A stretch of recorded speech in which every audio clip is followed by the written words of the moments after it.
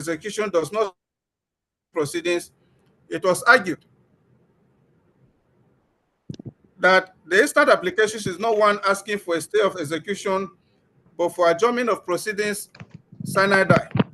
That the current position of the law is that a judgment debtor has a legitimate right to be heard in garnishee proceedings. Counsel referred to the cases of Sterling Bank PLC versus Carl Vegas Cappuccino Limited, as well as Guade versus Delta State House of Assembly. Citations are also provided. The court was asked to grant the application in the overall interest of justice. It is apposite to note that the garnishees did not file any process in respect of the application of the judgment debtors applicants. With respect to the garnishee proceedings, it is apposite to note that at the hearing of the applications on the 1st day of July 2024, the first garnishee, Guarantee Trust Bank PLC, fifth garnishee, First Bank of Nigeria PLC, second garnishee, Access Bank Nigeria PLC, third garnishee, United Bank for Africa PLC, eighth garnishee, Eco Bank Nigeria PLC, and the seventh garnishee, Sterling Bank PLC, were all discharged by the court without any opposition from the learned counsel to the judgment creditor. The remaining garnishees in the garnishee proceeding are the fourth garnishee, Zenith Bank Nigeria PLC, the sixth garnishee, First City Monument Bank Nigeria PLC, and the ninth garnishee, Fidelity Bank PLC, whose affidavits to show cause shall be considered in this ruling. The 8 paragraphs affidavit to show cause of the fourth garnishee, Zenith Bank Nigeria PLC, deposed by one Desmond Okoro, the litigation secretary in the law firm of FBF Nabena & Co., was filed on the 21st day of November 2023. Annexed to the said affidavit to show cause is one document marked Exhibit A, which is the statement of account of the second judgment debtor. The court was asked to discharge the fourth garnishee. The judgment creditor did not file any counter affidavit to the affidavit of the fourth garnishee, but the learned counsel to the judgment creditor asked the court to make the garnishee order nisi absolute against the fourth garnishee, considering the amount in the statement of account Exhibit A. The seven paragraphs affidavit to show cause of the sixth garnishee, First City Monument Bank PLC, deposed by one Caroline Iyare, a secretary in the law firm of Masters Omonijo and Omonijo,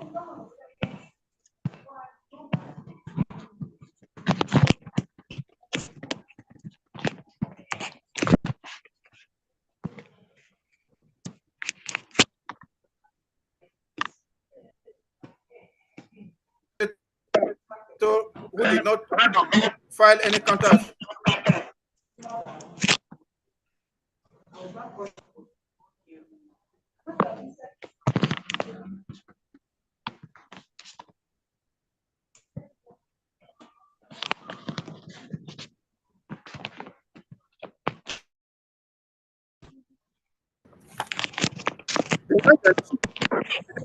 PSC did not file any affidavit to show cause in the suit and was not represented by counsel. The judgment debtors also did not file any process with respect to the garnishee proceedings. Now, cost decision.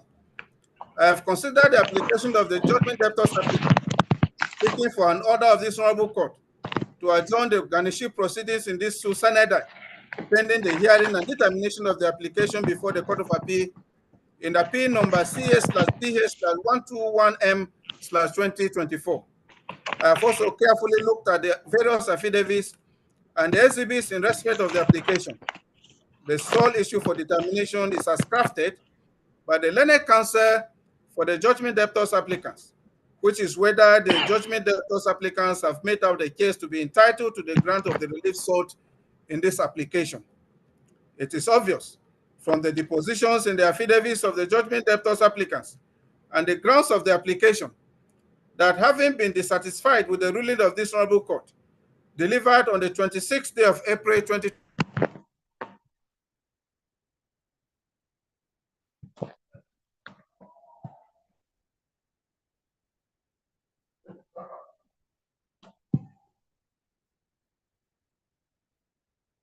the said ruling, and also for an order of the Court of Appeal staying further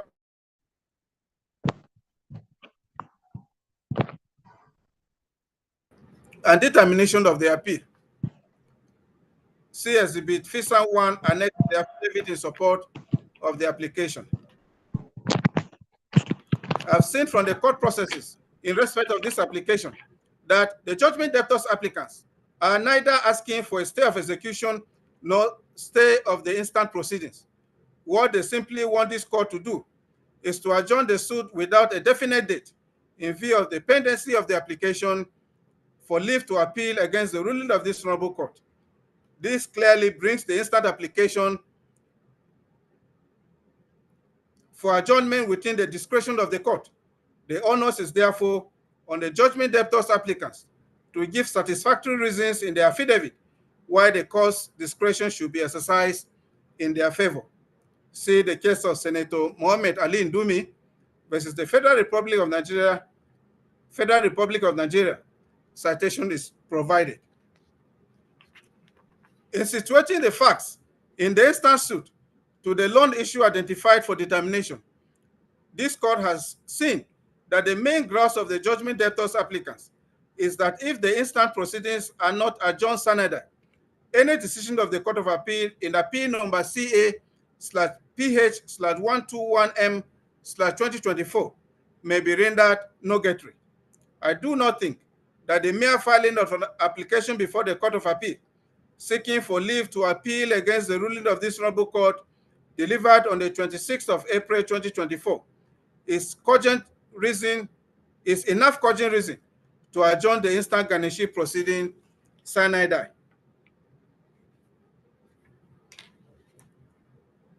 I'm also not unaware of a similar application filed by the judgment debtors applicants in suit number NICN/YEN/16M/2024, praying for an order of court staying the instant garnishee proceedings pending the determination of the application before the Court of Appeal number CA/PH/27. That application was also argued on the first day of July 2024. Since the substantive garnishee proceeding has been argued with the garnishees adopting their respective affidavits to show cause, I do not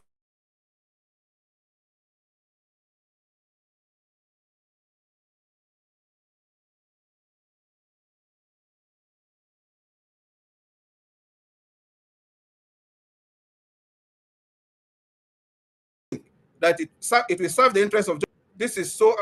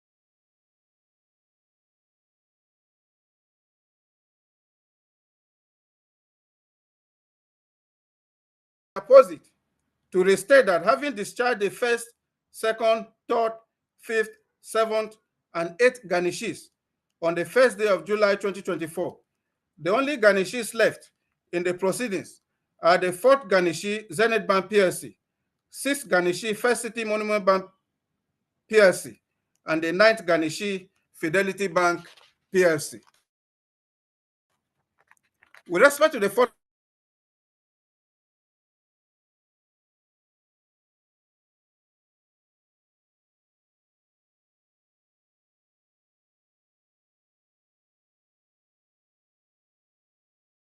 maintains an account with the 40 with a credit balance of 301,000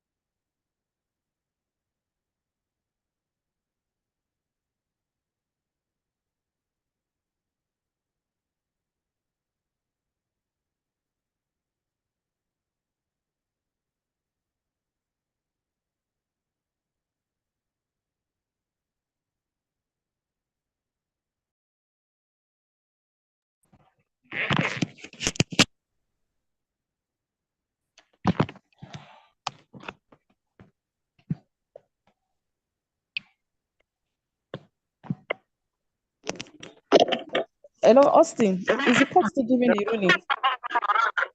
Yes, I don't know what happened. Let me try to. I don't know what. Let me just call.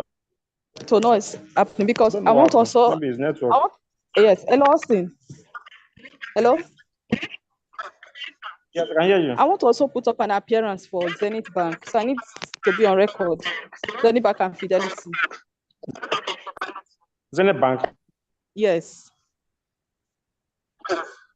It's like he has done with the appearance. We can still put it down when it's writing. I think he has done with the appearance. They have done announcing the appearance. Unless I know. Because I wanted to announce it before as the end of the judgment, because Matthew just told me to do that. Okay, no problem. Should I type it on the chat?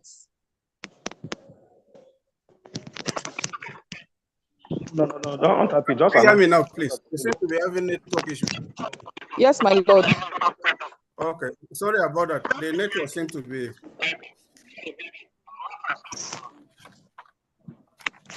My lord.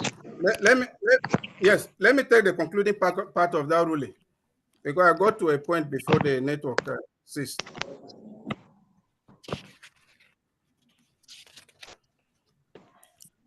With respect to the fourth garnishee, it is obvious from the affidavit to show cause filed on the 21st of November 2023 and deposed to by one Desmond Okoro and Exhibit A annexed to the affidavit that only the second judgment debtor maintains an account with the fourth garnishee with a credit balance of 301,413 naira 29 kobo as of 2nd of November 2023.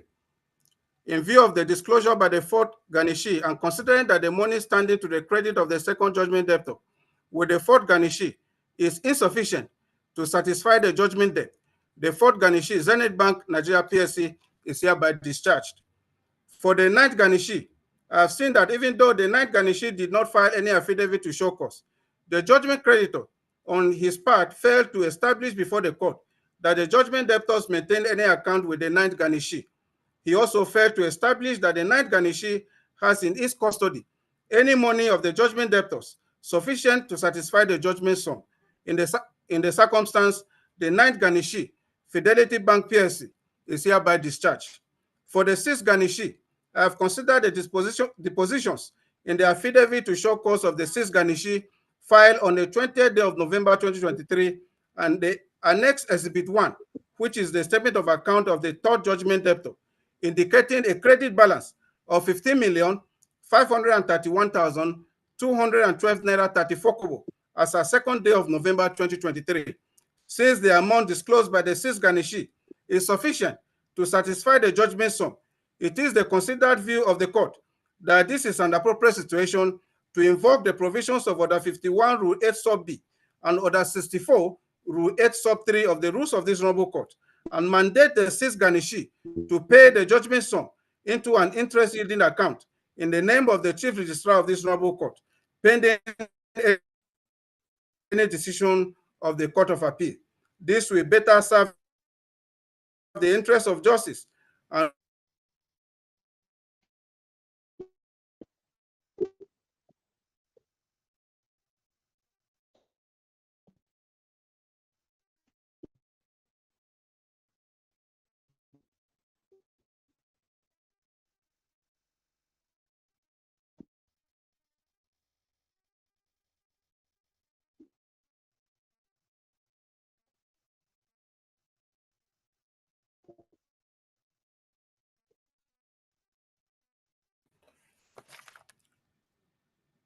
in the final result, and considering the circumstances of this suit, the sixth garnishee, First City Monument Bank PSC, is hereby ordered to pay the judgment sum of 10 million naira only in suit number NICN/YEN/15/2020 into an interest-yielding account opened in the name of the Chief Registrar of this honorable court, pending the determination of the appeal by the Court of Appeal. The ruling is entered accordingly, and I make no order as to cost. As the court pleases. My lord. Yes. My lord, I am SRO 90K. I'm also appearing for Zenith Bank and Fidelity. Okay, and also Zenith Bank. Yes, Zenith Bank and Fidelity. I'm appearing for both banks also. It's all right. So you have copies of the ruling after the legal year ceremonies. Yes, Austin, call the next, call the sister case.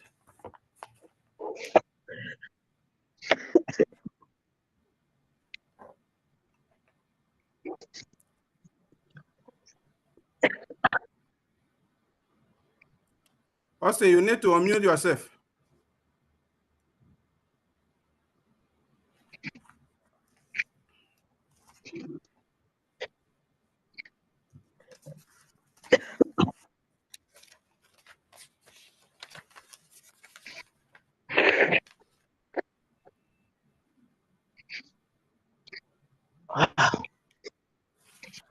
Yes, yes.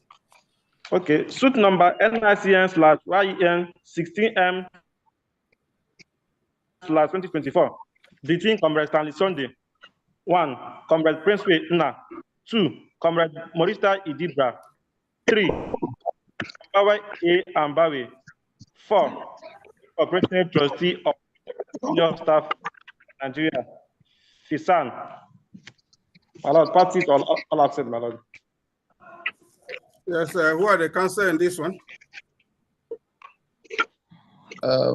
Yes, my lord, the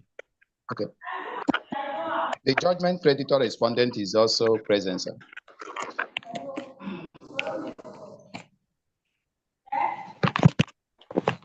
Yes, any other counsel? My lord, yes, my lord, I am counsel for the applicants. Yes, Isaac Alawari. Isaac Alawari, yes, my lord, for the applicants.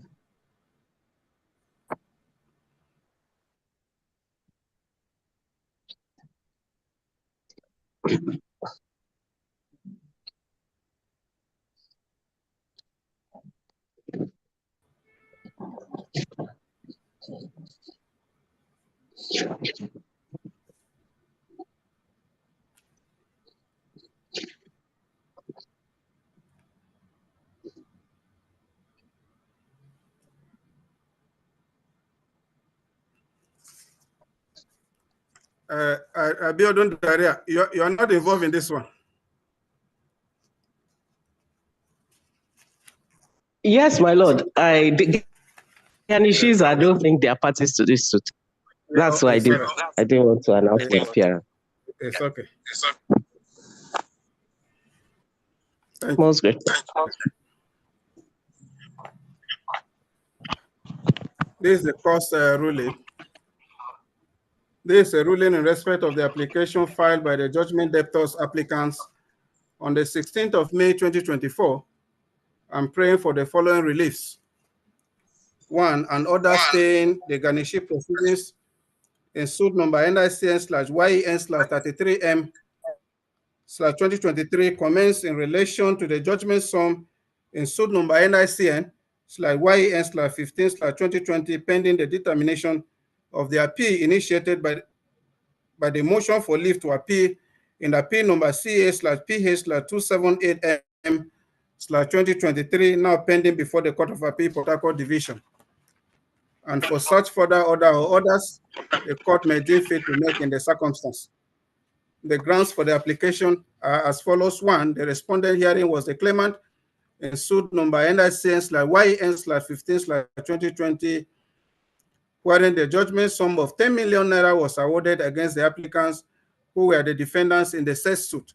2, the respondent, in pursuit of the judgment sum of 10 million naira, commenced the garniship proceedings in suit number NICN/YEN/33M/2023, now pending before this honorable court, wherein an order NICI was made on the 25th of October 2023. 3, the applicants hearing dissatisfied with the award of the judgment sum of 10 million naira in suit number NICN/YEN/15/2020 have initiated an appeal process via the motion for leave to appeal in appeal number CA/PH/278M/2023.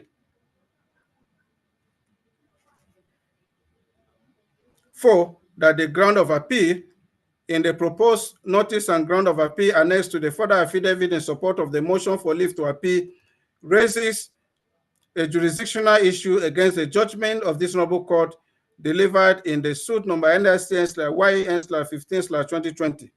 5, that the outcome of the appeal initiated by the applicants is successful will have the effect of rendering null and void the grant of the judgment sum in the said suit number NICN/YEN/15/2020, which constitutes the subject of the garnishee proceedings now pending before this honorable court. 6, that if the stay of proceedings is not granted in respect of the garnishee proceedings in suit number NICN/YEN/33M/2023, and the proceedings is conducted to conclusion, it will render the would-be judgment of the Court of Appeal, Port Harcourt, nugatory. 7, that it will be in the interest of justice to stay the garnishee proceedings in suit number NICN/YEN/33M/2023 commenced in relation to the judgment sum in suit number NICN/YEN/15/2020, pending the determination of the appeal initiated by the motion for leave to appeal in appeal number CA/PH/278M/2023, now pending before the Court of Appeal, Port Harcourt Division. The application is supported by an affidavit of 8 paragraphs deposed to by Comrade Morista Idibra, the second judgment debtor applicant. Annexed to the affidavit in support of the application, there are 3 exhibits marked exhibits Fisan 1, Fisan 2, and Fisan 3. In compliance with the rules of court, the learned counsel to the judgment debtors applicants filed a written address wherein this sole issue was submitted for determination, whether the applicants have made out a case to be entitled to the grant of a stay of proceedings in suit number NICN/YEN/33M/2023. It was submitted on the loan issue that this honorable court has the power to grant the application and stay the garnishee proceedings in view of the pending appeal with competent and arguable grounds of appeal. That the special circumstance in this suit is that the ground of appeal in the proposed notice and ground of appeal raises the issue of jurisdiction of the honorable court, that since the issue of jurisdiction raised in the appeal is capable of disposing of the extant garnishee proceedings pending before this honorable court, the court should grant the application. Counsel refer to section 6 sub 6 of the Constitution as amended, order 64 rule 14 of the rules of court, and the cases of Caribbean Trading versus NNPC, Registered Trustees of FGC versus Adeyinka, Kigo versus Holdman Bros, Eze versus Okolonji, Balogun versus Balogun, NNPC versus EO Nigeria Limited, Arowoye versus UBA, Dinjadi and another versus INEC, and others. Citations are all provided. In opposition to the application, the judgment creditor respondent filed a counter affidavit of 14 paragraphs deposed to by the judgment creditor respondent on the 24th day of May 2024.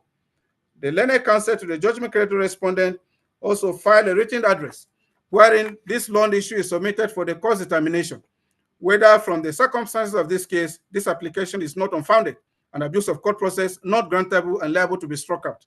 It was argued on the sole issue that the instant application amounts to an abuse of court process because of the multiplicity of applications over the same subject matter and between the same parties, that the applicants have filed 3 similar applications seeking for the same reliefs before this court and the Court of Appeal. The court was asked to hold that the instant application is an abuse of court process and to strike out the application. Counsel referred to Commissioner of Police versus Fasohun, Parvex International Company Limited versus IBWA, Okoro Dudu versus Okoro Madu, and Okafo versus the Attorney General of Anambra State. Citations are all provided.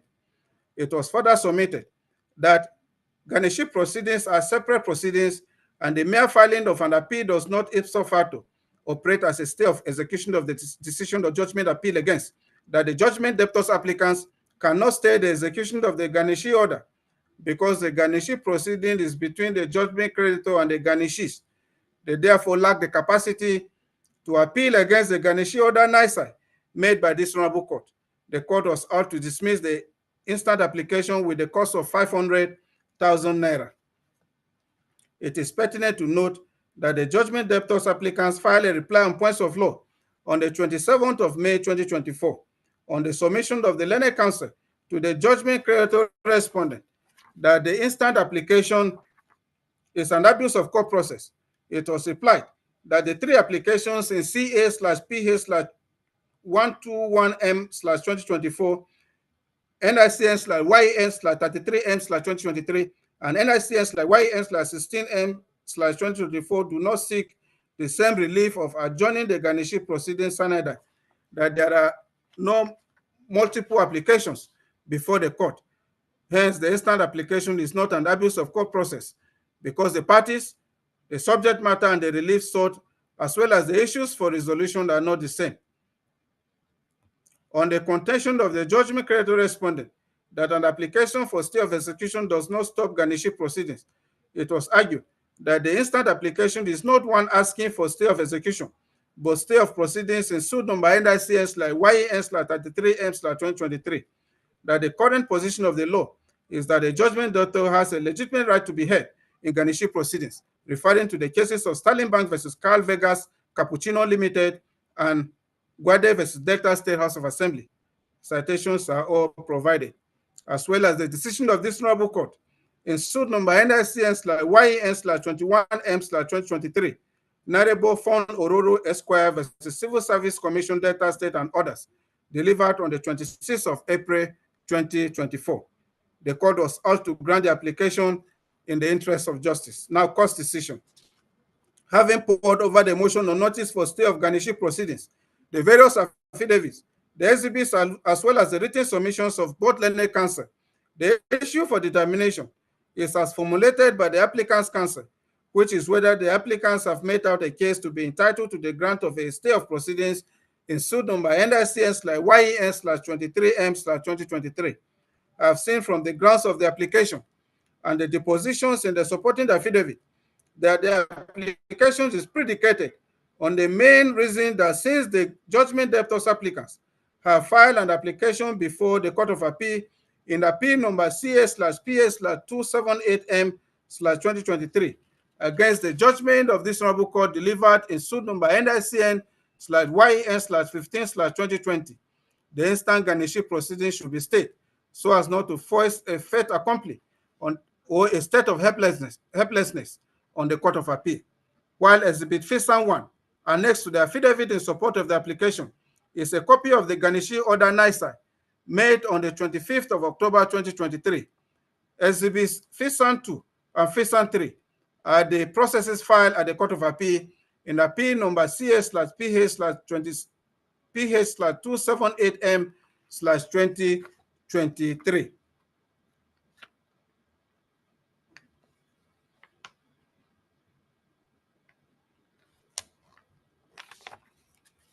In determining this application, I have examined the provisions of Order 64, Rule 14 of the rules of this court relating to an application for stay of proceedings pending appeal.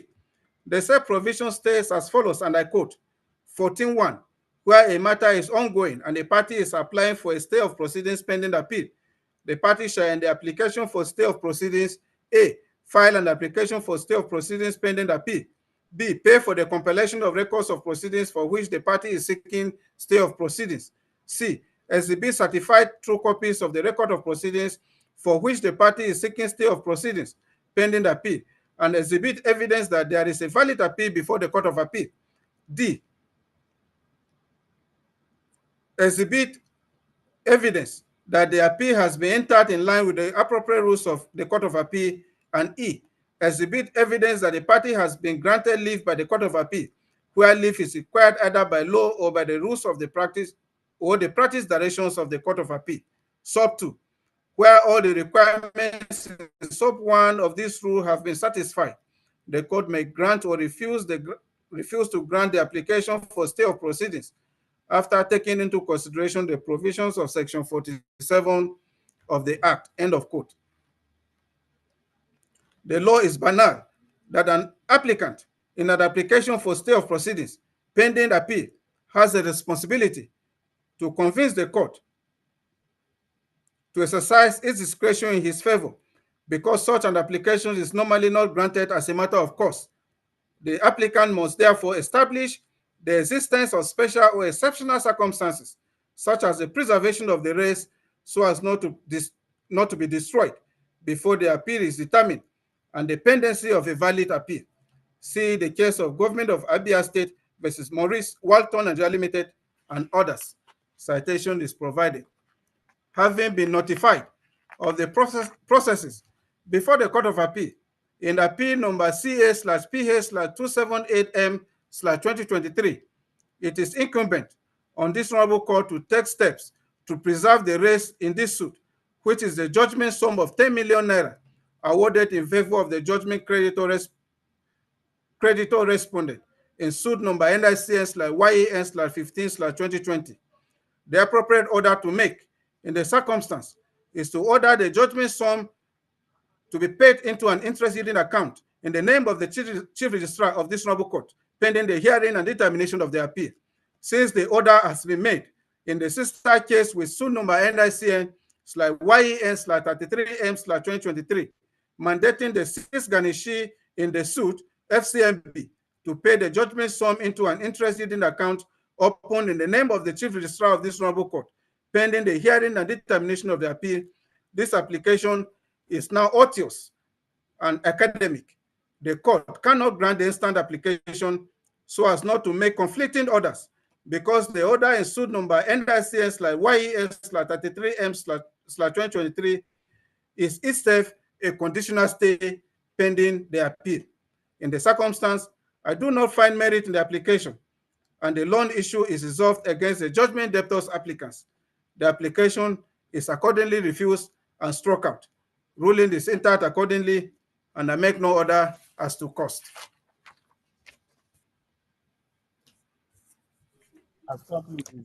We are very grateful, my lord. Sorry, my lord, just before my lord signs out, my lord made the order for 10 million to be paid, but my lord, in the order NICE made, the court made an order for 200,000 naira, which makes the entire sum 10.2 million. 10,200,000, but my lord said 10 million only, so that my lord can correct it. Yes, sir. I've delivered the ruling. You have copies when they come to Yenagoa after the legal year. Yes, my lord. So if there is anything until I come over. All right, Austin. Austin, call the next matter. Suit number NICN/YEN/02/2024, between Halogen Security Company Limited and the Nigeria Contact Monitoring Board. All parties are allowed.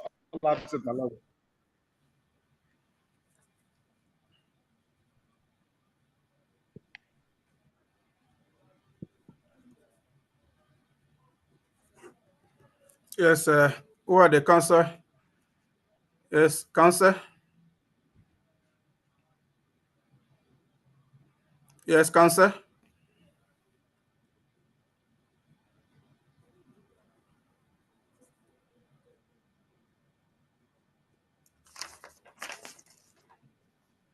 Yes, this is the court's ruling.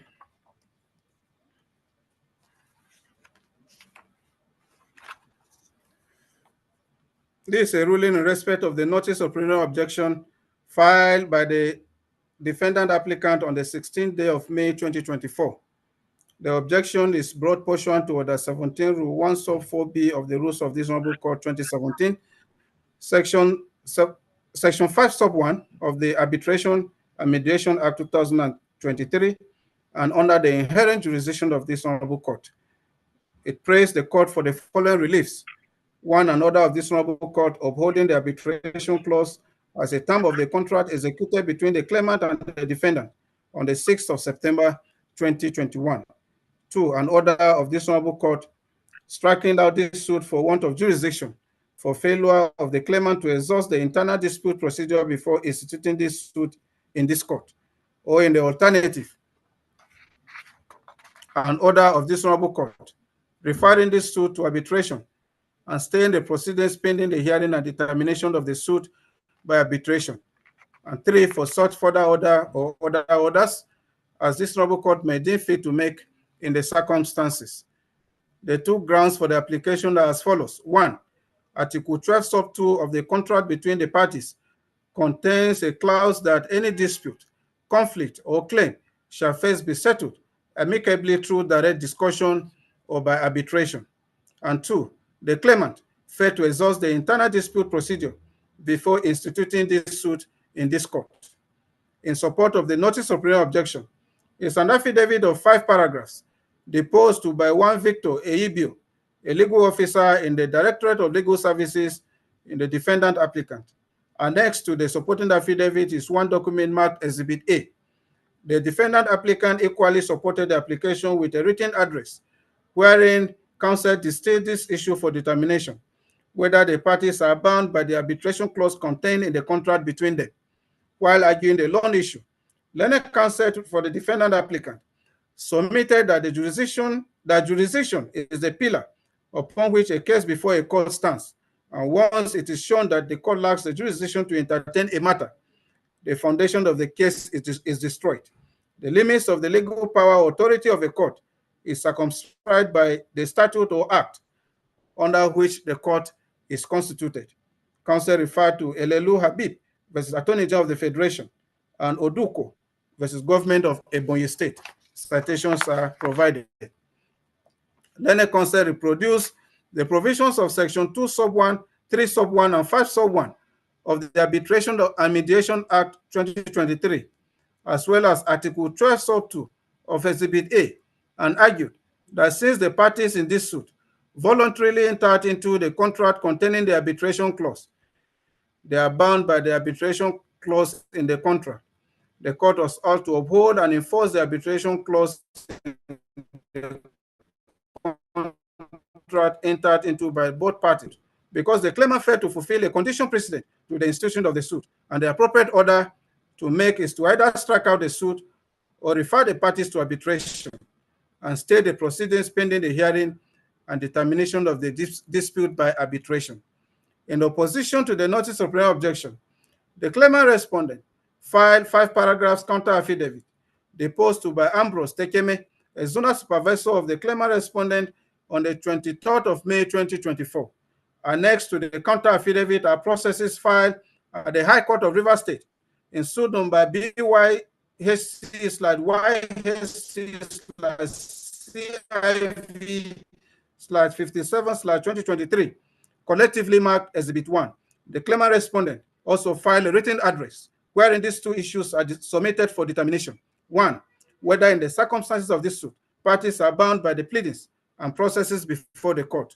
2, if issue 1 is answered in the affirmative, whether steps taken in this case by the applicant does not amount to a waiver of the right, if any, to protest against such clause by the respondent. It is submitted on issue 1 that the court is entitled to look at every document in its file, including the documents annexed to the counter affidavit of the claimant respondent, that the defendant applicant is bound by the court records, and the court was out to resolve issue 1 in favor of the claimant respondent. Counsel referred to Section 112 sub 1 and 2M of the Evidence Act, as well as the cases of South Beach Company Limited versus Dr. Charles Oladeyinde Williams, Mohammed and another versus Olatun Adetunji, and Nzomiwu against Nrogu and others. Citations are all provided. With respect to issue 2, it was submitted that the jurisdiction of this court cannot be ousted by any agreement entered into by parties, that since the defendant applicant has filed its processes at the High Court of Bayelsa State before the transfer of the suit to this honorable court, and those processes now form part of the records of this honorable court, the defendant applicant has taken some steps in the suit and cannot now rely on an arbitration clause that it failed to trigger, that the defendant applicant is therefore stopped from asserting the right it has waived. The court was urged to resolve issue 2 in favor of the claimant respondent and dismissed the notice of preliminary objection with punitive cost.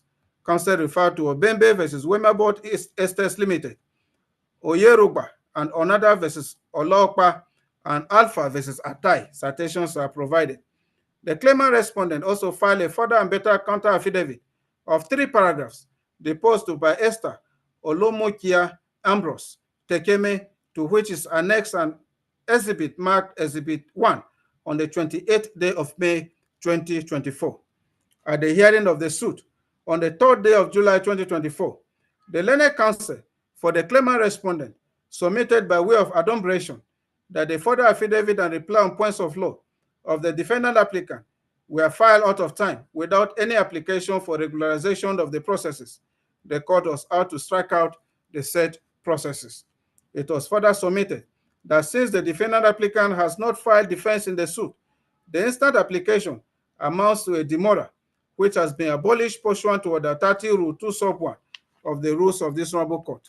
Reference was also made to the case of NICN/EN/01/2022 between OG and others versus University of Nigeria and others, decided on the 17th of March 2022. The court was asked to dismiss the application and allow the matter to proceed to trial. It is instructive to note that the defendant applicant filed a further affidavit of 6 paragraphs deposed by Victor Eyibio, to which are annexed two documents marked Exhibits A and B, and a written reply on points of law on the 28th of June 2024.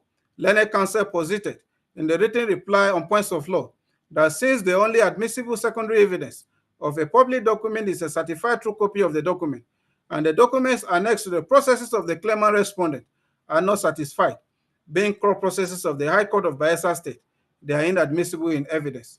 Counsel referred to Kubo versus Dixon. Citation is given that the originating processes as presently constituted are incompetent, thereby incapable of activating the court's jurisdiction under Order 2 Rule 3 and Order 3 Rule 1 Sub 1 of the rules of this court 2017. That the originating processes filed on the 8th of May 2024 and titled Writ of Summons is wrong and unknown to the rules of this honorable court. Any proceedings commenced in a manner other than as provided by the rules of court is incompetent, thereby robbing the court of the requisite jurisdiction to entertain say. Counsel referred to Okwe versus FarmMake PLC, Esiri versus Yep, and Nwabueze versus Wonru, as well as EBSN Limited versus Halil Court, Nigeria Limited. It was further argued that rules of court are not mere rules, but are in the nature of subsidiary legislations by virtue of Section 18 Sub 1 of the Interpretation Act, and therefore have the force of law which must be obeyed. See Akambi versus Alao, Arabella versus Nike, and Ape versus Olomo. Citations are given.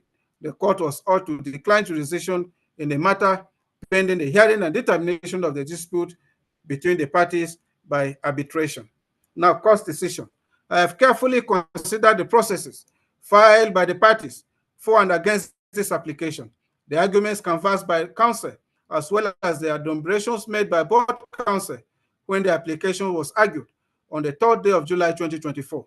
The single issue that calls for determination is whether, in the circumstances of this case, it is just and proper to stay further proceedings in this matter, pending exhaustion of arbitration proceedings. Before I consider the lone issue identified for determination, it is apposite to determine the competence of the further affidavit and reply on points of law filed by the defendant applicant on the 28th day of June 2024. At the hearing of the application on the 3rd of July 2024, the learned counsel to the claimant respondent urged the court to discountenance the said processes because they were filed out of time without any application to regularize them. I have seen from the court records that the defendant applicant received the counter affidavit and other processes of the claimant respondent on the 10th of June 2024, as admitted in paragraph 3 of the applicant's further affidavit filed on the 28th of June 2024. It is obvious from the provisions of Order 17 Rule 11 of the rules of this honorable court that an applicant served with a counter affidavit and a written address may file a further and better affidavit and a written reply on points of law within 7 days of service, Having received the processes of the claimant respondent on the 10th of June 2024, it is obvious that the applicant's further affidavit and reply on points of law filed on the 28th of June 2024 were filed out of time and therefore incompetent. The provisions of the rules of this honorable court were not made for fun, but to be obeyed. The said processes are hereby discountenanced and struck out. See Oporomo, West Council, Bayelsa State versus Honorable Adama A. Tatikpa. Citation is given where the Court of Appeal reiterated the legal position. The rules of court are very vital and meant to be obeyed, and a party who fails to obey rules of court does so at his own peril and can hardly be heard to complain. With respect to the loan issue identified for determination, I have seen that while the defendant applicant's counsel, Dr. Gogoji Otuturu, has argued that since the parties have voluntarily agreed to first submit any dispute arising out of the contract agreement to arbitration, the court should strike out the suit or stay further proceedings in this matter, pending the arbitration proceedings. The claimant respondent's counsel, IG Odofia, opposed the application by arguing that the defendant applicant is not entitled to the relief being sought from the court because the defendant is demurring and has also taken steps in the matter by filing processes at the Bayelsa State High Court prior to the transfer of the suit to this honorable court.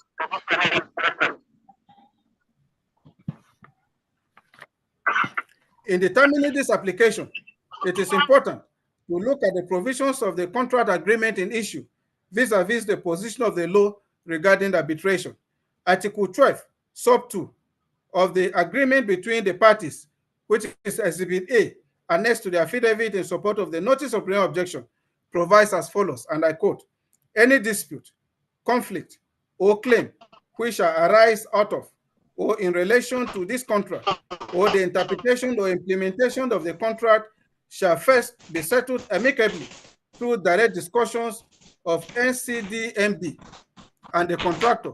And if there is any failure in reaching any settlement, the matter shall be finally settled by arbitration. End of quote. It is tried law that while parties voluntarily entered into a written contract, they are not only bound by the said contractual terms, but the court will give effect to such terms provided they are not illegal. Section 1 sub 3 of the Arbitration and Mediation Act 2023 provides in clear and unambiguous terms that an arbitration agreement between parties for settlement of disputes shall be binding on parties and enforceable against each of the parties to the exclusion of any other dispute resolution method unless the parties otherwise provide or the agreement is void. Section 3 of the Act also makes an arbitration agreement irrevocable unless otherwise agreed to by the parties. In the case of Akunwata Joe Ogwejafo versus Pastor Okudili, the Supreme Court, Pakasina Alu JSC, held as follows on the effect of a written agreement on parties, and I quote, parties are bound by the contents of any written agreement duly executed by them, end of quote. See also the Court of Appeal decision in the case of Agrovest Cincho versus Estate of Engineer Dairu. Citation is also provided, where the Court of Appeal held that after all, a contract is concluded when parties are on consensus on what they agree to, and they are bound by the terms of the agreement. It is pertinent to also look at the provisions of Section 2 and 5 of the Arbitration and Mediation Act 2023. Section 2 provides as follows, and I quote, 2.1, arbitration agreement may be in the form of an arbitration clause in a contract or in the form of a separate complete agreement. Sub 2, the arbitration agreement shall be in writing. Sub 3, an arbitration agreement shall be in writing where its contents is recorded in any form, whether or not the arbitration agreement or contract has been concluded orally, by conduct, or by any other means. Sub 4, the requirement for arbitration agreement to be in writing is met where it is A, by an electronic communication as defined in Section 91, and the information contained in it is accessible so as to be usable for subsequent reference. And sub B, it is contained in an exchange of points of claim and defense in which the existence of an agreement is alleged by any party and not denied by the other. Sub 5, reference in a contract or a separate arbitration agreement to a document containing an arbitration clause constitutes an arbitration agreement in writing, provided that the reference is in a manner that makes it part of the contract or the arbitration agreement. End of quote. Section 5, on the other hand, provides as follows, and I quote, 5.1, notwithstanding the provisions of any other law, a court before which an action is brought in a manner which is in the matter which is a subject of an arbitration agreement shall, if any of the parties request, not later than when submitting their first statement on the substance of the dispute, refer the parties to arbitration, unless it finds that the agreement is void, inoperative, and incapable of being performed. Sub 2, where an action referred to in subsection 1 has been brought before a court, arbitral proceedings may be commenced or continued, and an award may be made by the arbitral tribunal while the matter is pending before the court. Sub 3, where a court makes an order for stay of proceedings under subsection 1, the court may, for the purpose of preserving the rights of the parties, make an interim or supplementary order as the case may be, as may be necessary. End of quote. It is in the instant case, I have poured over the arbitration clause in Exhibit A, earlier reproduced in this ruling, and seen that the agreement makes arbitration mandatory, thereby preventing the commencement of any suit until after the arbitral proceedings. The use of the word shall and the phrase the matter shall be finally settled by arbitration leaves no one in doubt that the parties agree to submit any dispute to arbitration before the institution of any matter in court. I am therefore satisfied that the parties have agreed via Article 12 sub 2 of the agreement that any dispute arising out of the agreement shall first undergo arbitral proceedings, and since this is the agreement of the parties, this court has no other option than to give effect to said. The claimant respondent's argument that the defendant applicant is demurring and also that they have taken steps in the matter, to my mind, is misconceived. A party who is alleged to be demurring cannot at the same time be alleged to have taken steps by filing defense processes in a suit. See the owners of the MV Lupex with Nigerian Overseas Chartering and Shipping Limited. Citation is provided. And also the cases of Neura Proprietary Limited versus Unique Insurance PLC and Dangote Industries Limited against Kogi State Government.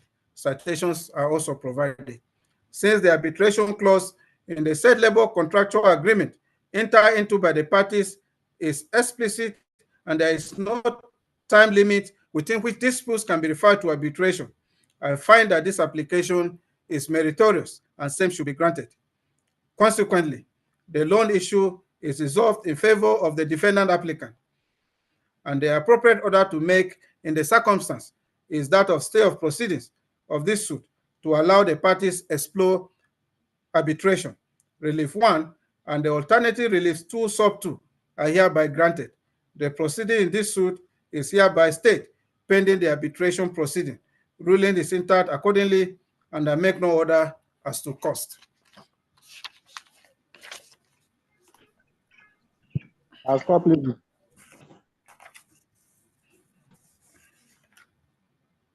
Yes, Austin, call the next one.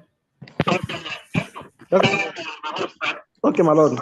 Suit number NICN/YEN/10M/2024 between Mr. Paul Chike, aka Mr. Philip Chike Paul, and KG Energy Service Limited. 2, Chris Robert. 3, Samuel A. OG. My lord. Thank you.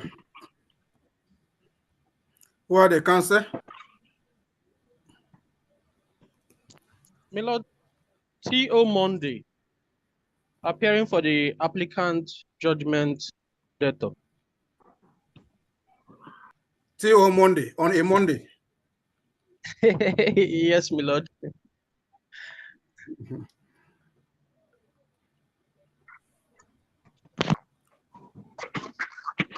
Yes, any other counsel? Yes, my lord, I can see the counsel for the respondent there, but his microphone seems mute. Steve Ibitola.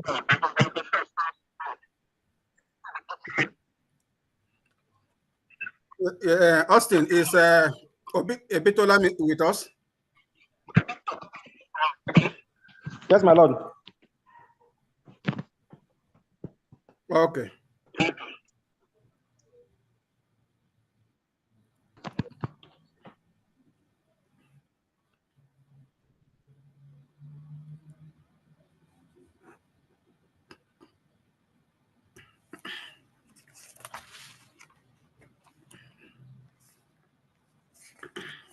Yes, this is the court's ruling. This is a ruling in respect of the post-judgment application filed by the judgment debtors applicants on the 15th day of February 2024 and praying for the following reliefs. One, of the National Industrial Court of Nigeria, holding that Yenagoa Quorum P.I. Hamman J. delivered on 2nd February 2024 and or restraining the claimant respondent hearing called the respondent from taking any step whatsoever, including Initial Industrial Court of Nigeria, holding that Yenagoa delivered on 2nd of February 2024 in suit number NICN/YEN/203/2016, Mr. Paul Chike, aka Philip Paul Chike, against KJ Energy Services Limited and two others, pending the determination of the applicant's application for leave to appeal to the Court of Appeal against the said judgment. 2, and for such further or other orders as this honorable court may deem fit to make in the circumstances of this case. The grounds for the application are as follows. 1, the notice of appeal raises special circumstances warranting or justifying a grant of stay of execution. 2, the notice and grounds raise serious, arguable, and substantial points of law touching on jurisdiction and the competence of the court below to entertain the suit. 3, there is no possibility of recovery of the judgment sum from the respondent if sum is paid to the first respondent. D, paying the judgment sum to the respondent will make it impossible for the applicants to diligently exercise and pursue his constitutional right of appeal to logical conclusion. The application is supported by an 8-paragraph affidavit deposed to by T.O. Monday, a legal practitioner in the law firm of Akuro R. George and Associates. Annexed to the affidavit in support of the application are two exhibits A and B. In compliance with the rules of court, the learned counsel for the judgment debtors applicants file a written address wherein this sole issue was submitted for the court's determination, whether the applicants have made out a case in the affidavit supporting the application for the grant of a stay of execution of the judgment dated 2nd of February 2024.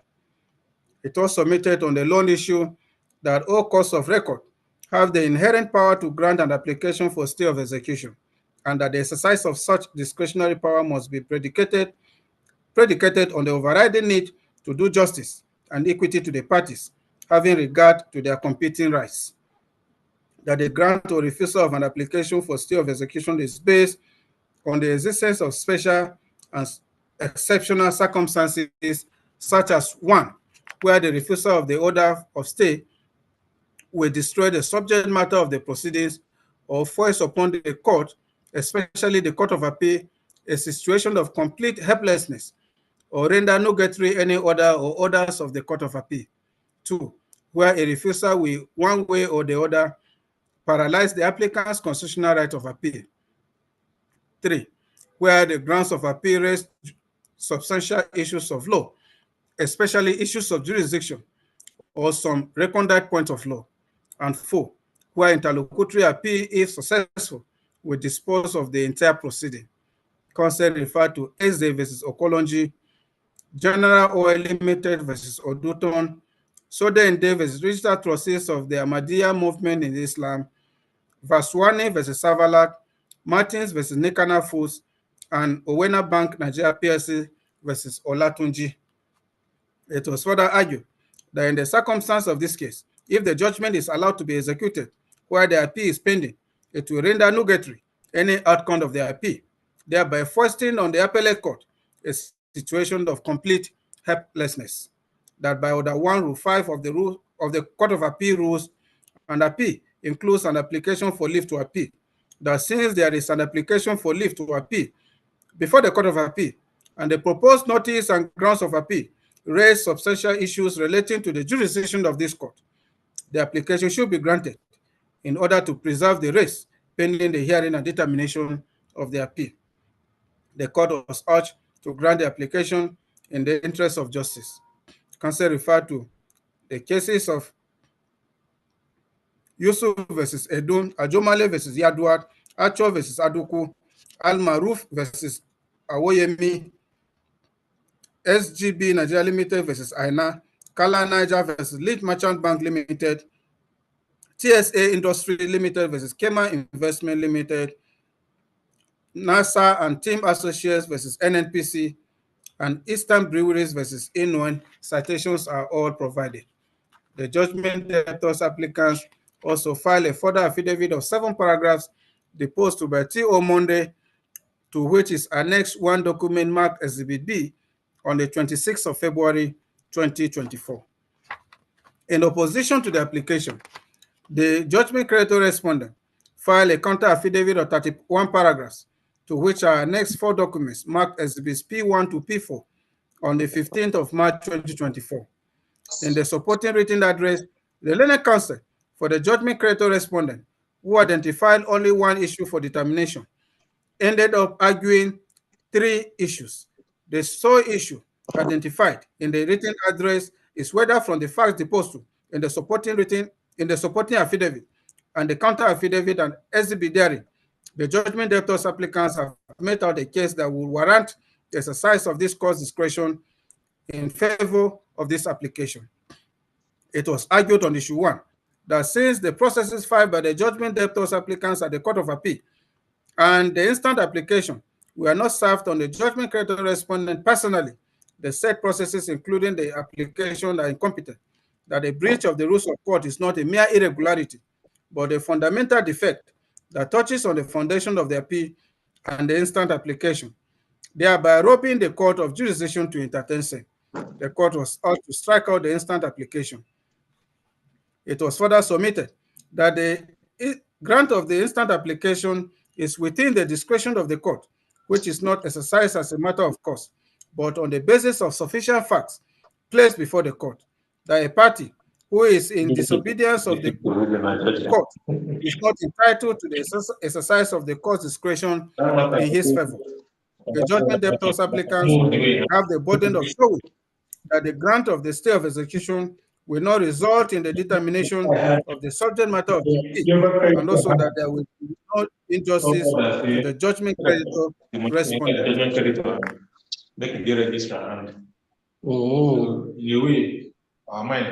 That since the judgment is a monetary one, to succeed in an application for stay of execution, the judgment debtors applicants must make full and frank disclosures, including a complete and accurate account and description of all income, assets, interests, and properties, as well as obligations and liabilities that the applicants have failed to meet the said precondition. Learned counsel further posited that paragraph 5E and 5A of the affidavit of ITO Monday Esquire in support of the application amount to hearsay evidence because the information are not derived from his knowledge and he failed to disclose the source of his information.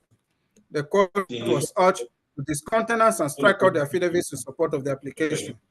It was further argued that Exhibit B is inadmissible in evidence because it is made by a person interested at the time when proceedings were pending or anticipated involving the dispute as to any fact that the statement may tend to establish, contrary to Section 83, sub 3 of the Evidence Act. The SPP is also not from proper custody and therefore lacks any property or evidential value because there is no evidence that it was filed along with annual returns at the CSC as required under Sections 417 to 419 of Hamman.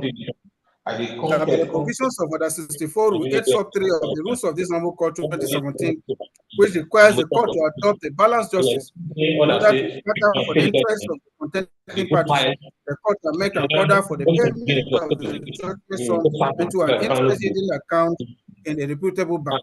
The rules of court are made to be obeyed.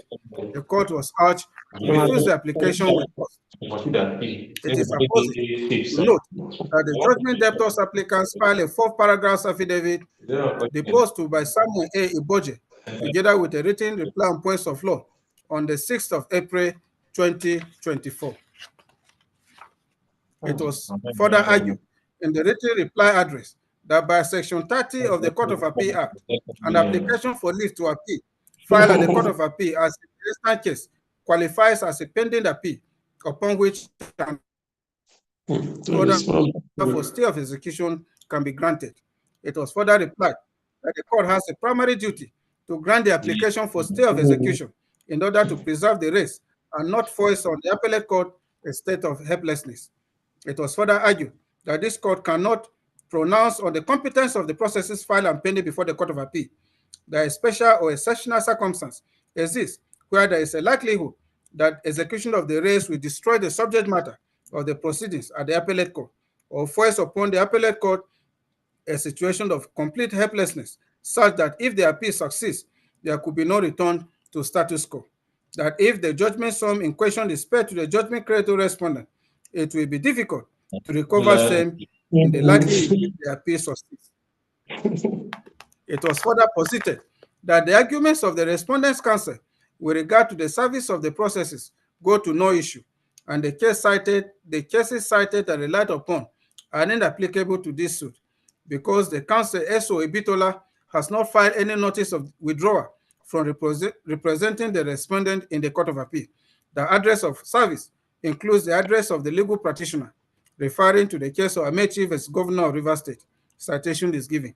That where proof of service on the party is by means of an affidavit, the only way of challenging or rebutting the service is by filing a counter affidavit to controvert the affidavit of service.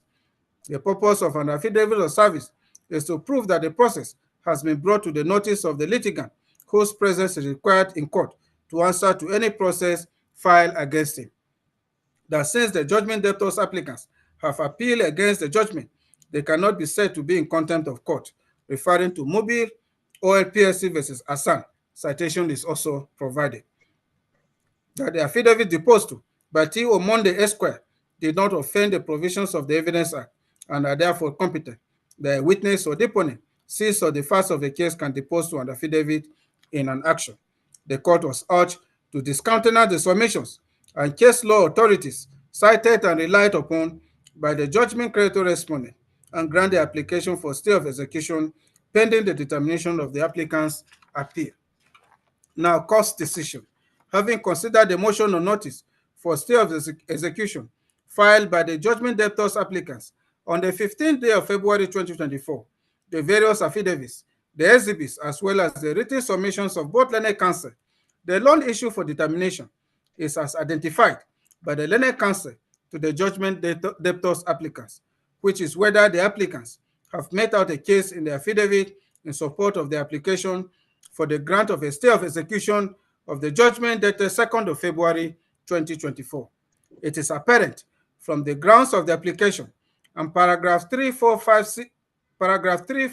6, and 7 of the affidavit in support of the application, paragraph 3, 4, and 5 of the further affidavit filed on the 26th of February 2024, and paragraph 3 and 4 of the affidavit filed on the 8th of April 2024, that the instant application is predicated on the reasons that having been dissatisfied with the judgment of this court delivered on the 2nd of February 2024 in suit number NICN/YEN/203/2016, the judgment debtors applicants have filed an application at the Court of Appeal asking for leave to appeal against the said decision.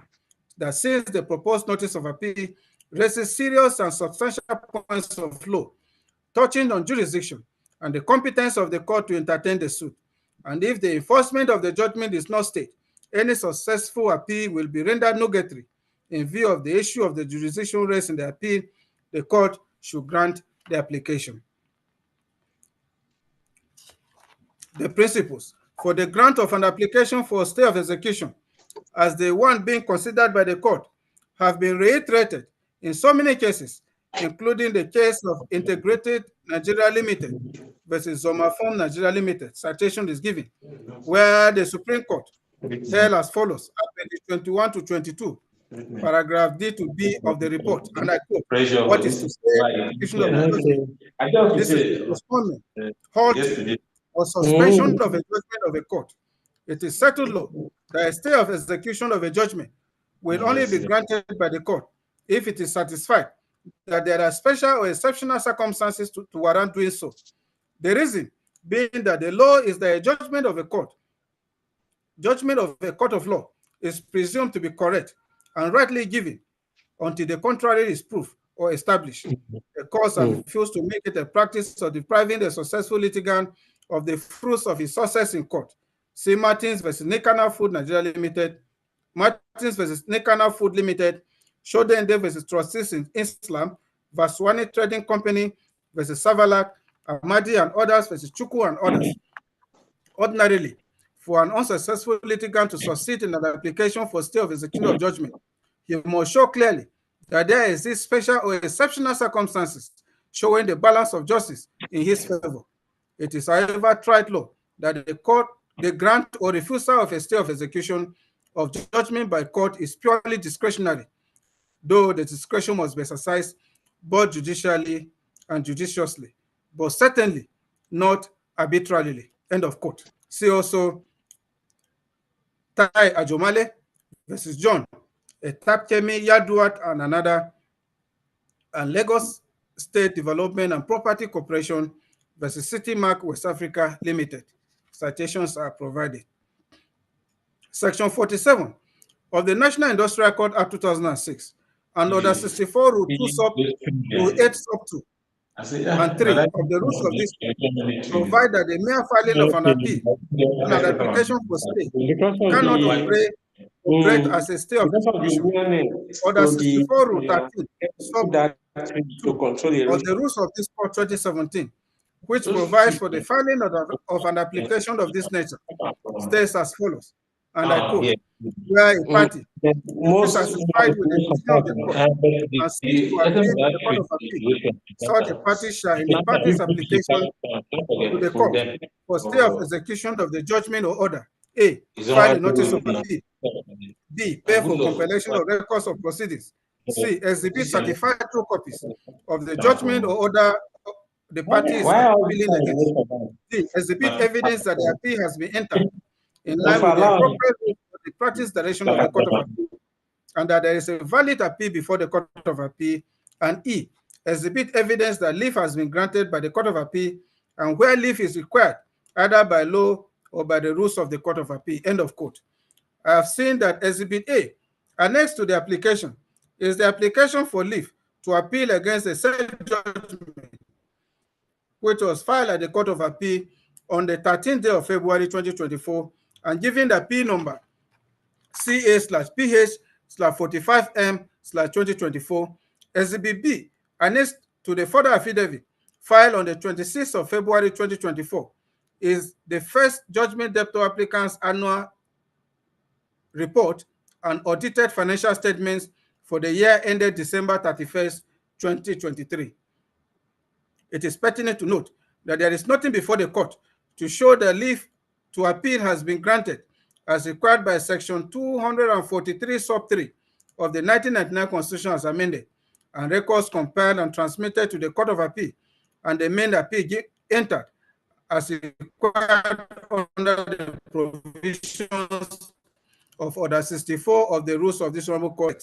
In the application with respect to the leave of the Court of Appeal to appeal against the judgment and the payment for and compilation and transmission of records of appeal. This court, having been notified of the pendency of the application for leave to appeal at the Court of Appeal in appeal number CA/PH/45M/2024, should ordinarily exercise prudence and stay the execution of the said judgment pending the decision of the Court of Appeal on the application. The sole relief of the judgment debtors applicants prays for a stay of execution of the court's judgment pending the determination of the application for leave to appeal to the Court of Appeal. The CTC of the decision sought to be stayed is equally annexed to the application. The contention of the learned counsel to the judgment creditor respondent with respect to the competence of the processes before the Court of Appeal can only be determined by the Court of Appeal and not this court. In the final result, I find merit in the application, and same is hereby granted, staying execution of the judgment of this honorable court, delivered on the 2nd of February 2024, in suit number NICS/YEN/203/2016, pending the hearing and determination of the application for leave to appeal, which is pending before the Court of Appeal as appeal number CA/PH/45M/2024. Ruling is entered accordingly, and I make no order as to cost.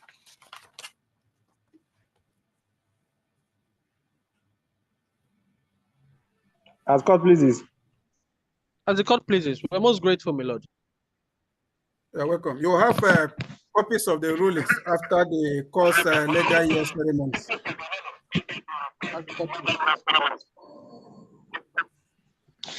Yes, Mr. Austin.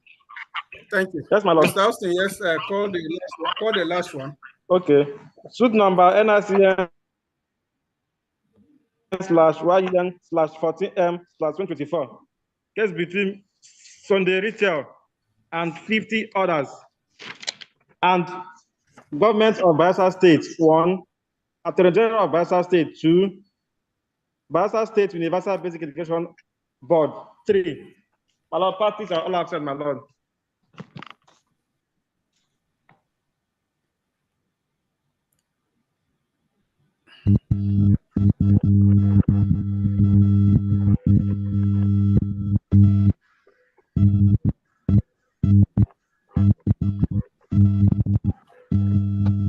Yes, who are the counsel? My lord, my name is K. Appearances for the judgment. K.E. Lezo. Yes, my lord. Oh.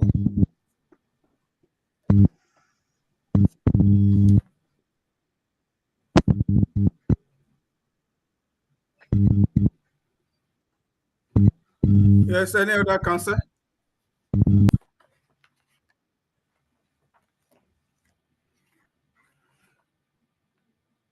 Mr. Bonus, you need to unmute yourself so that I can hear you.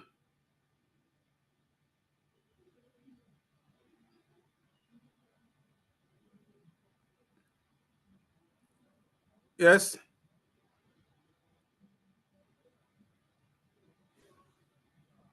Mr. Austin.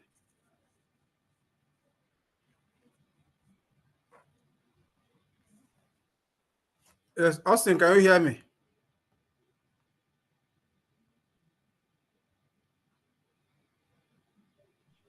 Yes, my lord, I can hear my Austin, lord. Can you hear me? Oh, okay. Confirm to me that D Bonus is with us. Yes, my lord, he's with us, my lord.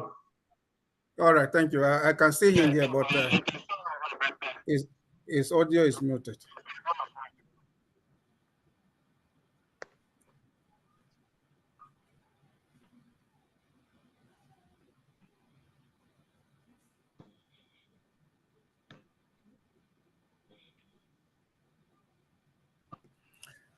Yes, this is the court ruling.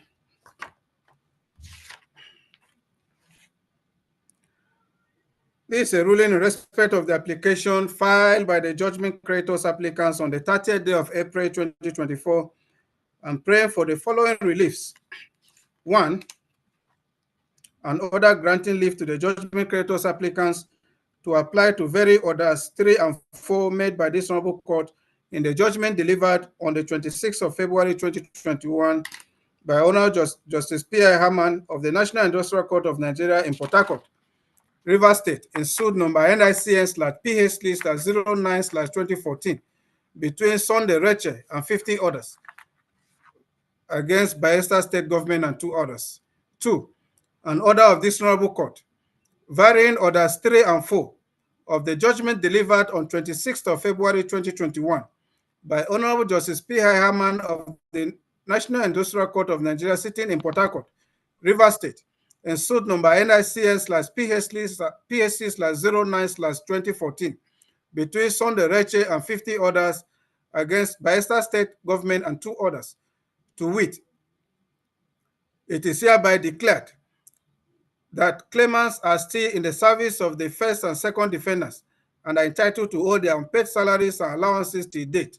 To read, it is hereby declared that the claimants are still in the service of the first and second defendants and are jointly entitled to the monthly sum of 2,947,074 naira 77 kobo as salaries and allowances till date. 3. The defendants are hereby ordered to pay the claimants all their salaries and allowances from January 2013 till the day judgment is delivered and thereafter. To read, the defendants are hereby ordered to pay the claimants the sum of 2,947,074 naira 77 kobo as the monthly salaries and allowances of the claimants from January 2013 till the day of judgment is delivered, and thereafter till judgment is fully satisfied. 4. And for such or other orders as the Honorable Court may deem fit to make in the circumstance. The grounds for the application are as follows. 1. The orders 3 and 4 of the judgment delivered on 26th of February 2021 by Honorable Justice P.I. Hamman of the National Industrial Court of Nigeria sitting in Port Harcourt, Rivers State, in suit number NICN/PHC/09/2014 between Sunday Reche and 50 others against Bayelsa State Government and 2 others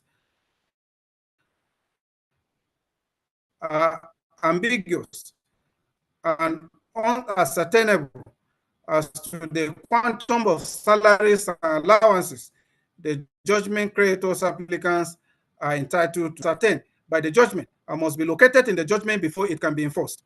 3.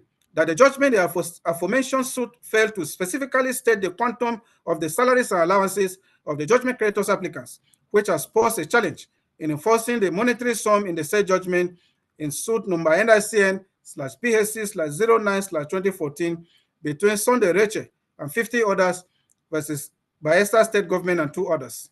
4.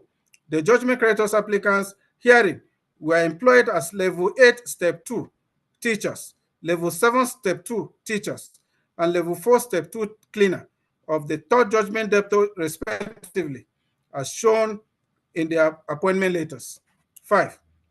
That as level 8 step 2 teachers, level 7 step 2 teachers, and level 4 step 2 cleaner of the third judgment debtor, their individual monthly salaries and allowances and 50,017 naira 4 kobo, as well as 22,773 naira 47 kobo, respectively, as at the time they were suspended. 6.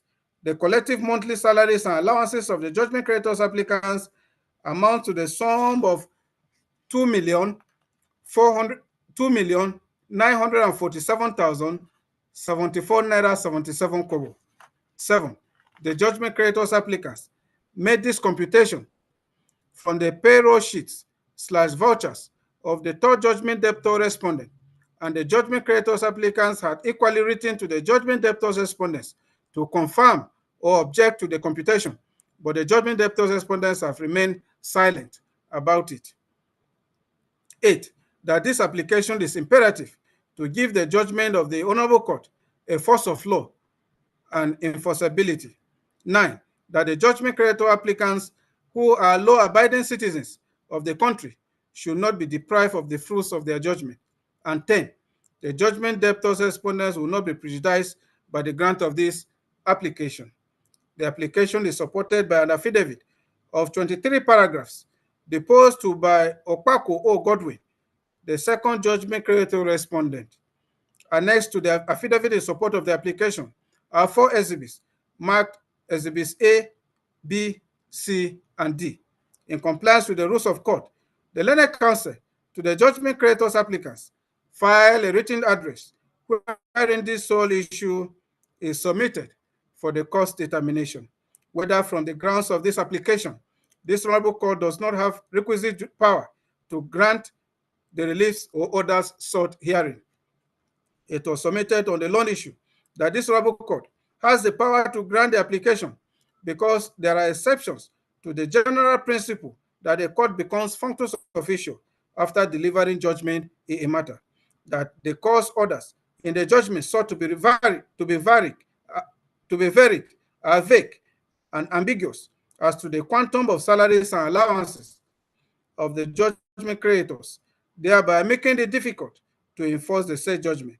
The court was urged to exercise its discretion in favor of the judgment creditors applicants by varying or amending orders 3 and 4 of the judgment in suit number NICS/PSC/09/2014 between Sunday Reche and 50 others versus Bayelsa State Government and 2 others. Counsel referred to Obayagbona versus Obaze as CMB versus Adeni, Ogochukwu and others. Oji versus Ogochukwu and others. Oleregbe versus Omotosho. Citations are all provided, as well as Order 47, Rule 22, Sub 1B of the rules of this Honorable Court 2017. In opposition to the application, the judgment debtors respondents file a counter affidavit of 8 paragraphs deposed to by Owe Sanda Eneyemo T on the 29th day of May 2024, but regularized on the 30th of May 2024. The learned counsel to the judgment debtors respondents also file a written address wherein this loan issue is submitted for determination, whether this honorable court can vary its judgment to capture facts not pleaded and orders not sought for. It was argued on the sole issue that while a court has the power to amend its own judgment so as to correct and bring out the intention of the court, such amendment will, however, be improper if it has the effect of varying the judgment order which correctly represents what the court decided. That since the variations sought by the judgment creditors applicants were not pleaded in their original pleadings leading to the judgment, the court cannot make an order not prayed for or facts not pleaded.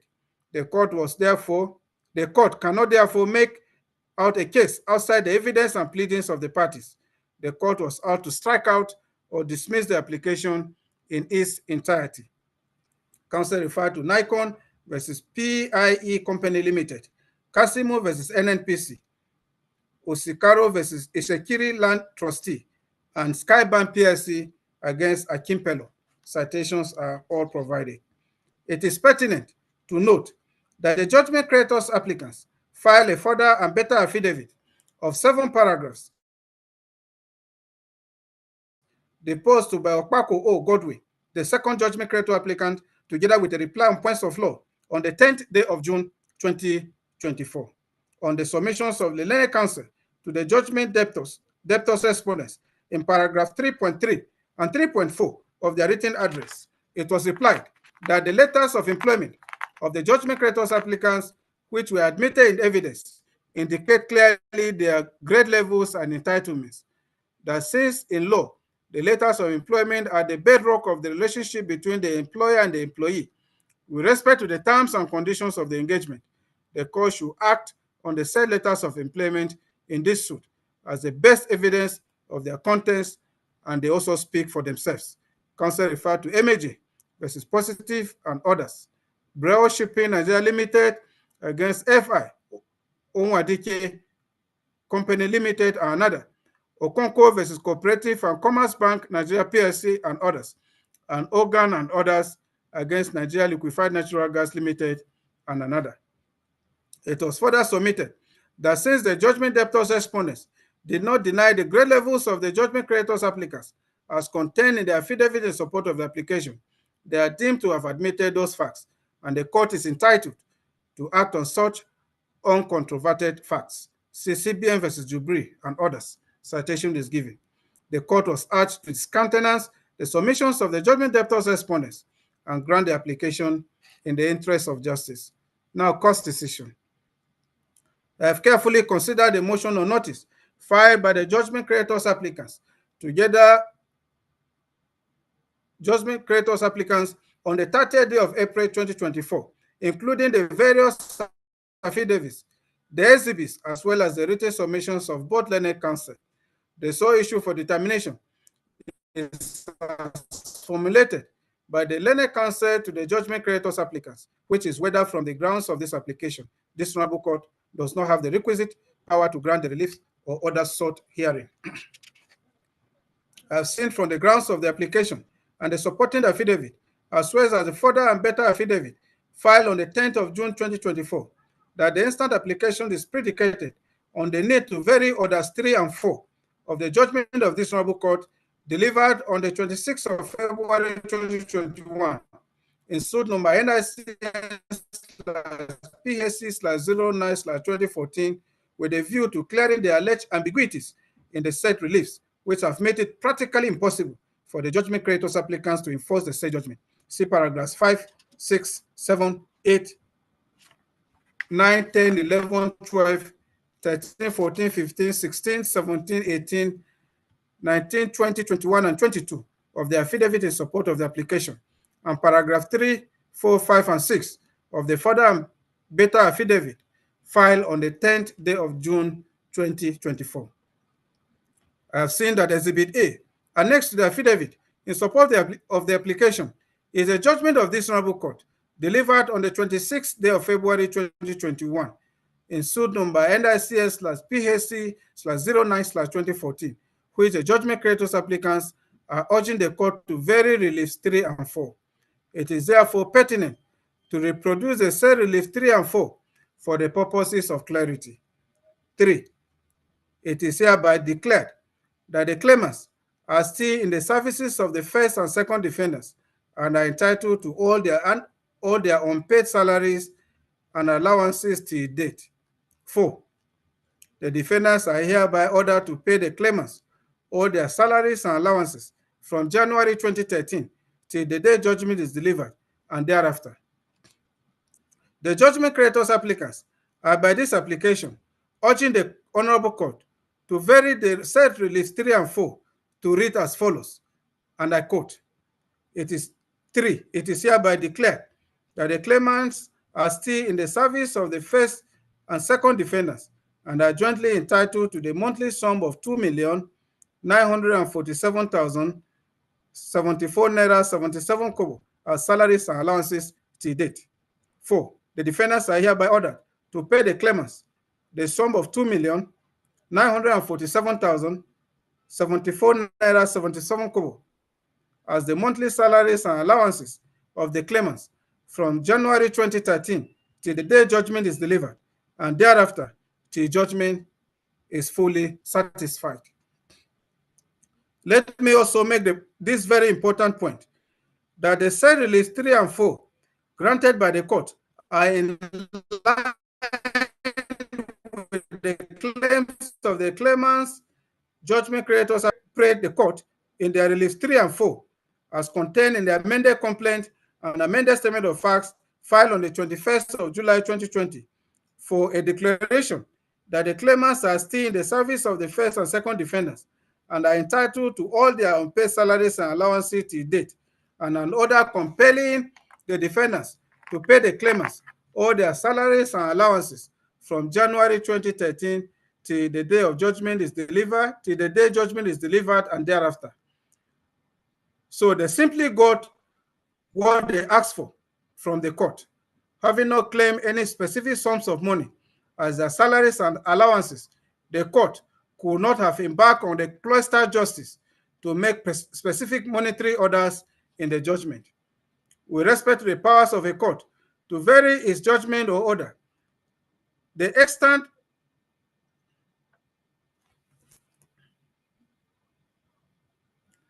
I take that again, with respect to the powers of a court to vary its judgment or orders. The situations the court can exercise such powers, as well as are enumerated by the Court of Appeal, are enumerated by the Apex Court in the case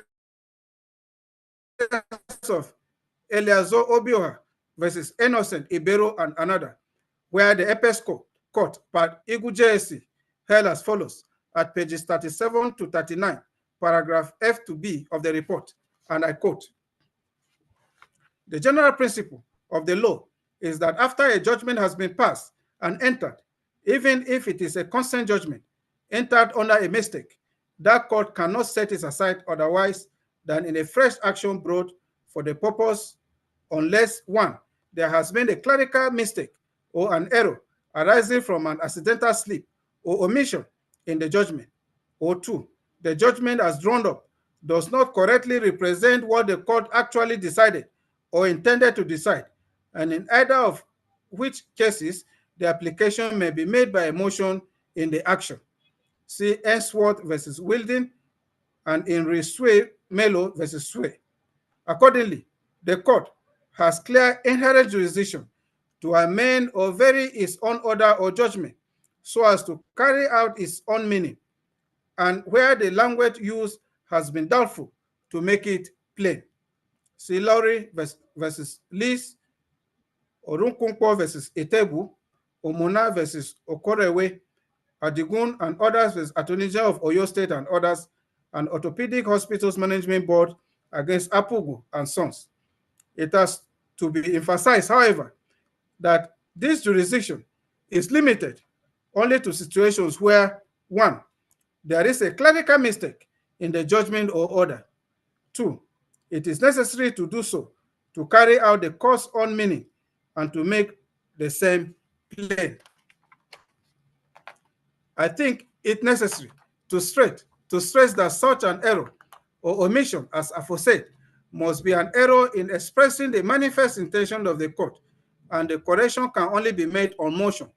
See Tyne versus Tyne and Olorotimi versus Ige.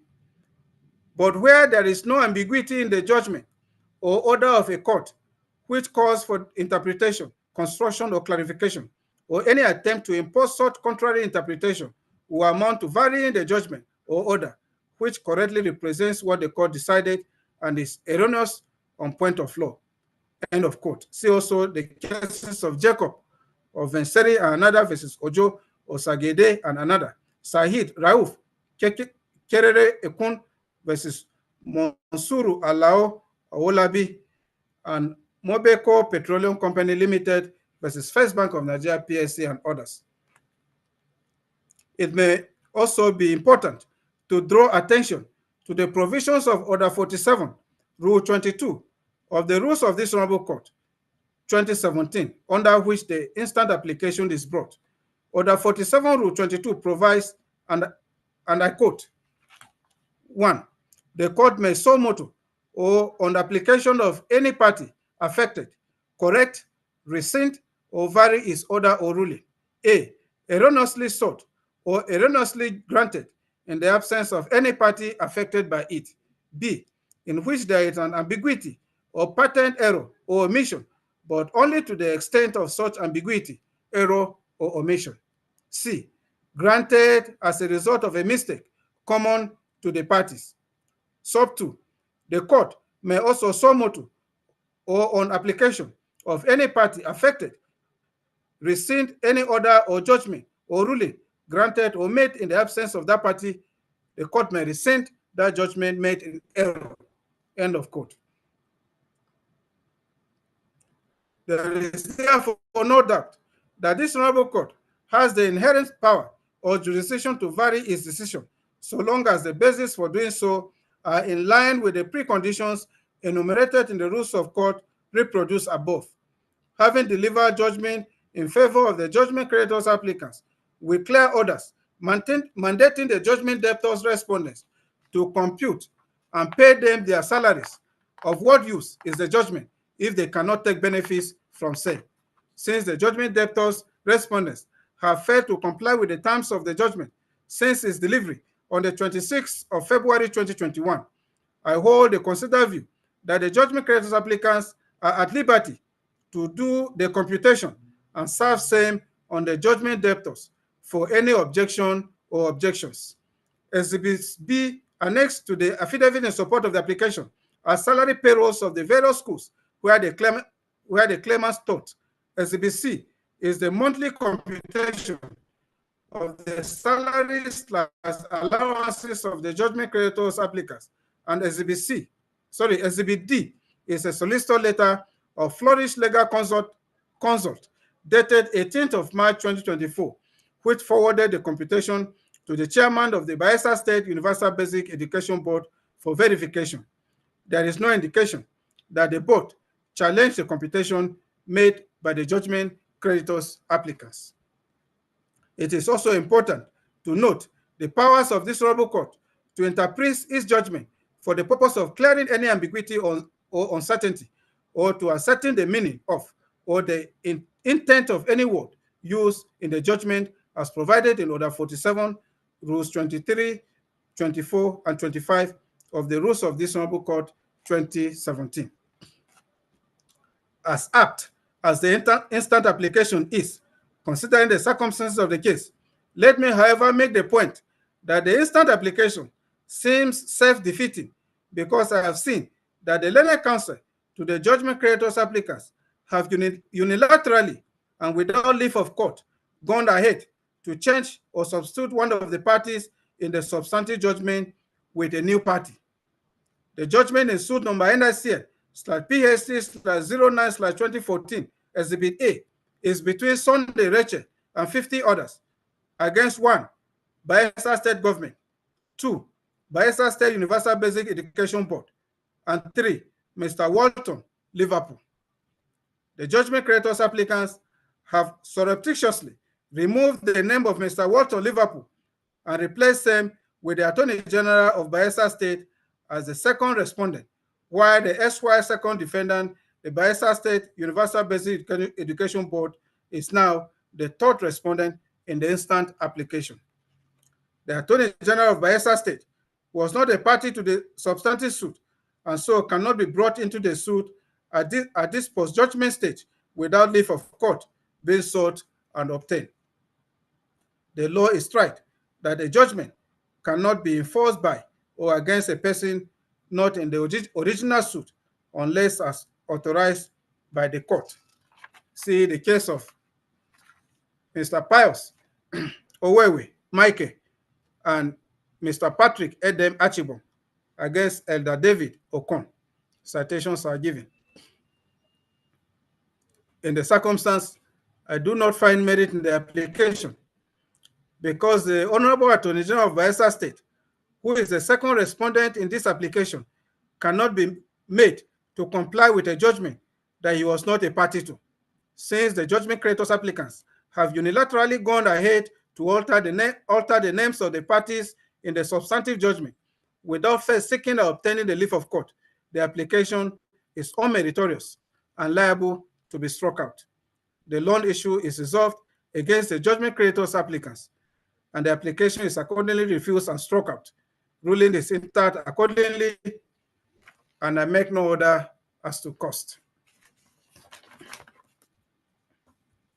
As the court, please, we commend my lord for the industry put in for the judgment, for the ruling. However, my lord, did not draw attention to these parties for us address my lord. We are correct because the individual in the previous suit is linked for over 2 years ago. That's why we felt it not necessary to add him as a party to the suit. You have delivered a ruling you think is not necessary, and you go ahead without leave of court to change names of parties to a judgment. I've delivered the ruling. You have copies after the court's legal year ceremonies. Thank you. Yes, Mr. Austin. Yes, my lord. Any other? Is there any other business? No, my lord.